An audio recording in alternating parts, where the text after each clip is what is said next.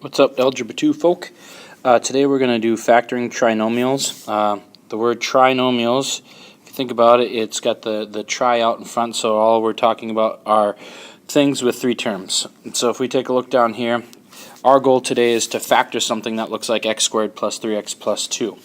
Now, going through what we worked on so far this week, factoring in terms of GCF, you would look at x squared, 3x, and 2 and realize that they don't have anything in common factor-wise besides 1 to pull out to the outside and make a, distribution problem. And also yesterday we worked on factor by grouping. There's only three terms, so we're going to have to think of doing this in a different way. First, we're going to take a look at a problem here where we would multiply out, and if we FOILed, we would do x times x and get x squared, and then we would do x times 4, a positive 4, and we would get plus, and then we would have 4x, and then distribute the 3, and we would get plus 3x, and then we would do the 3 times 4, and we would get plus 12. Now we could look at this and see how we come up with our trinomial at the end. You would go ahead and collect like terms, and we would get 4x, not 4x, we would get 7x, x squared isn't like, and 12 isn't like.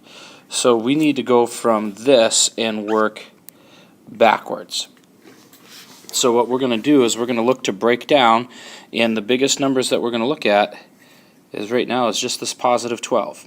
We need numbers. If you look up at the top, we got 12 because we multiplied the last two numbers together. So we're looking for numbers that multiply together to get 12, that when we added the 4 and the 3 together, we got the 7. So there's going to be a method that I'm going to show you that it's just pretty quick and easy to find out how we're going to find factors of one number, add up to get to the middle number. Alright, so let's take that original problem that we wanted to factor today. What I like to do is set it up in an X chart, and the way I do that is we are looking for factors to get that last number. So we need two numbers that multiply together to get 2, and then take that middle number, and the numbers have to add to get positive 3. Well, we know the only factor pairs of 2 are 2 and 1. So what we're going to do then is use those two numbers to break up into a factor by grouping problem. Right, this 2 came from that 2, this 1 came from that 1, and then now we can go through, and I'll erase these here quick, we can go through and do our factor by grouping. X squared and 2x have an x in common. We're left with x plus 2. 1x and 2 have a 1 in common. We're left with x plus 2, so our final factors are x plus 1 times x plus 2.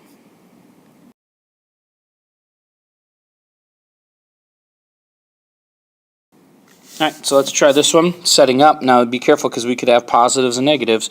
We're going to look for factors of negative 5, so two numbers that multiply together to get negative 5. That means one of the factors has to be positive, one of them has to be negative, and then they have to add up to get negative 4. So factor pairs of 5 are 5 times 1 and 3 times 2. The only one of those factor pairs that gets us to a possible 4 would be 5 and 1. So if I was filling in my chart here, I would do negative 5 and positive 1 because negative 5 plus positive 1 equals negative 4. It can't be the other way around, positive 5 and negative 1, because then down here would be a positive 4 and we don't want that. So then my two factors when we break this up is going to be x squared minus 5x plus 1x minus 5, and then we are going to factor this all by grouping. X squared and 5x have an x in common. 1 and negative 5 have a positive 1 in common.